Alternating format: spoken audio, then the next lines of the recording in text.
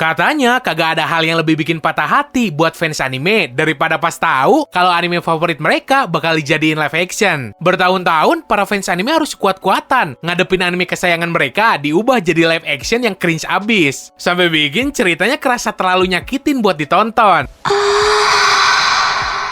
Meskipun ada beberapa live action yang berhasil nangkep esensi dari anime manganya secara baik, kayak film Rurouni Kenshin sampai One Piece live action. Tapi ya, mereka tuh cuma pengecualian di tengah lautan live action jelek yang bikin siapa aja pasti ilfeel sama anime sebagai mediumnya. Biang kerok utama dari produksi live action yang penuh ampas ini adalah studio film Jepangnya yang maksain banget pengen nangkep segala keajaiban dari serial anime kesayangan mereka ke dunia nyata. Mereka bikin banyak banget film live action yang berusaha ngebawa vibe source material, anime ataupun manganya ke dunia nyata, tapi ujung-ujungnya malah bikin malu yang nonton. So, di sini gue bakal ngebahas lebih dalam. Faktor apa sih yang bikin adaptasi live action produksi Jepang bisa sebegitu parahnya?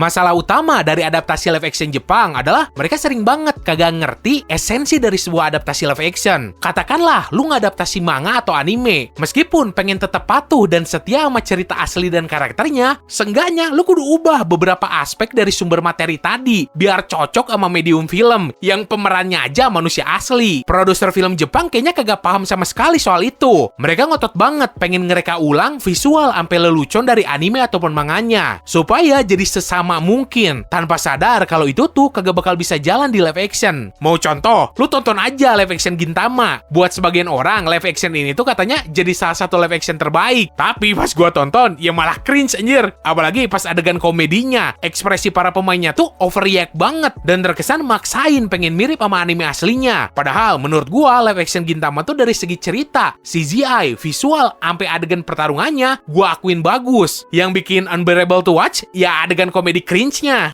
Ai, yuemashita yo.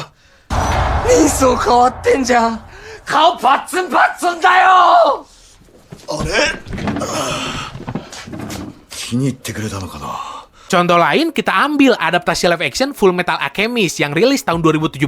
Film ini udah kayak bencana. Mereka berusaha banget ngereplika momen-momen ikonik dari anime, tapi jatuhnya malah datar dan cringe. Banyak adegan yang sama sekali gak cocok diangkat jadi live action. Lebih parahnya lagi, mereka ngancurin seluruh cerita dan karakternya, cuma fokus ke momen-momen visual. Intinya, mereka tuh kayak berharap fans anime bakal tepuk tangan kayak anjing laut di kebun binatang pas nonton. Cuma karena ngelihat adegan yang mirip sama frame dari serial anime aslinya.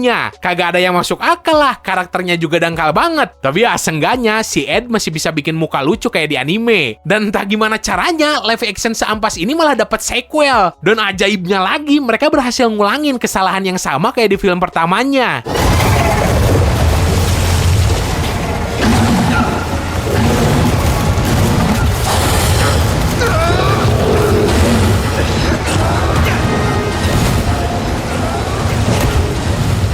Faktor lain adalah kostum dan latar tempat. Kita semua tahu kalau desain karakter di dunia anime tuh liar dan gila. Dari rambut si Goku sama Yugi yang ngaceng, sampai bentuk badan karakter visual One Piece yang kagak normal. Anime tuh penuh banget sama bahasa visual yang gila-gilaan. Banyak dari hal itu kagak bisa diterjemahin ke live action. Studio film Jepang ya malah ngadaptasi secara mentah-mentah tanpa ada perubahan apapun. Dan lebih parahnya, mereka juga kagak punya anggaran gede buat ngerekreasiin semua itu.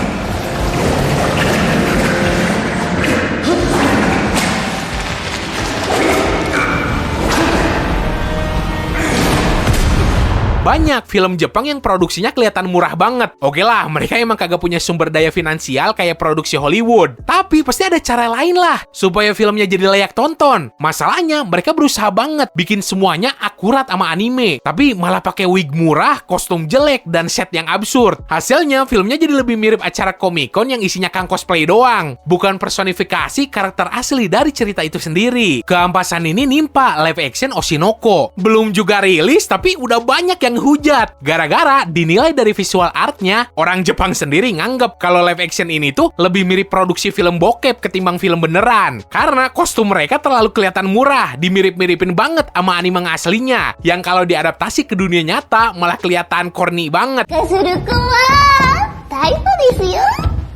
ほら、仲良く仲良く。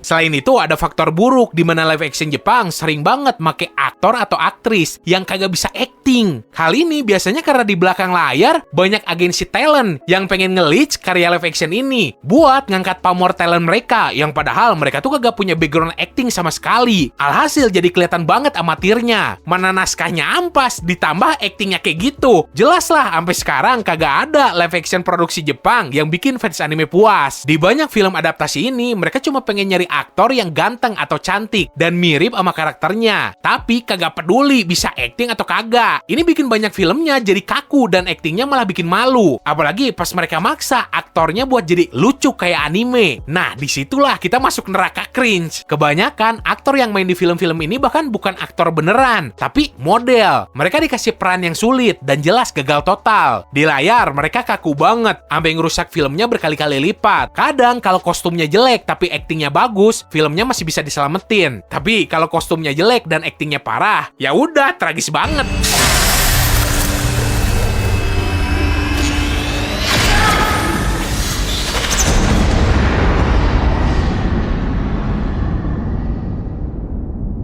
Satu-satunya live action Jepang yang menurut gue terbaik dari segi cerita, acting, kostum, ambil latar tempat tuh cuma live action Cross Zero 1 sama 2. Meskipun iya, gue tahu kalau dibandingin live action lain macam anime genre action fantasi, Cross Zero tuh cuma nyeritain anak SMA tawuran. Jadi visual effects-nya juga kagak perlu ada yang pakai CGI. Tapi ya, seenggaknya pemilihan aktornya juga kawakan semua. Udah gitu, kagak ada adegan lelucon yang dipaksain sampai cringe karena pengen mirip banget sama anime ataupun manga. Terus koreografi gelutnya juga bagus. Kagak kayak live action Attack on Titan yang gua aja sampai trauma pas nontonnya. Terus ada juga sih gua nemu live action shonen battle kayak Cross Zero yang entah karena genre komedi atau gimana, tapi gua kagak kuat nontonnya, yaitu live action Kyokara Orewa saking cringe-nya. 俺がものすごく強いのか。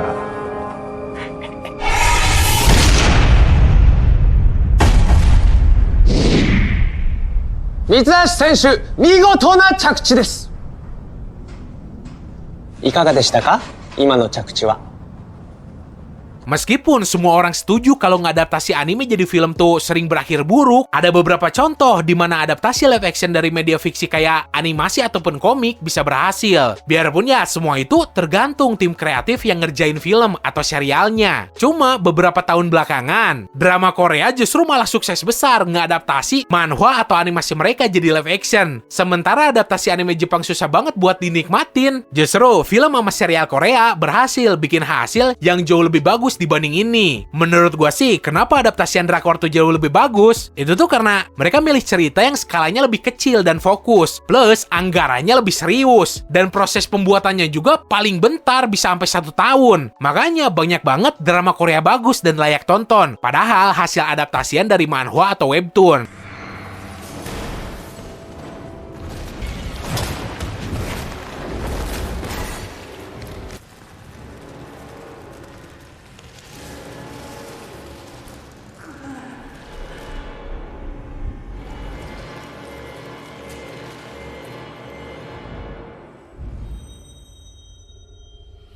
Meskipun produser film Korea sering ubah beberapa hal dari materi aslinya, hasil akhir dari live actionnya tetap jadi film atau seri berkualitas yang bagus banget diadaptasi ke dunia nyata. Jadi, meskipun ada perubahan, hal itu tuh masih bisa dimaklum karena emang hasilnya sebagus itu. Beda sama Jepang yang ya so elitis pengen ngikutin materi aslinya 100% tapi eksekusinya nihil dan hancur.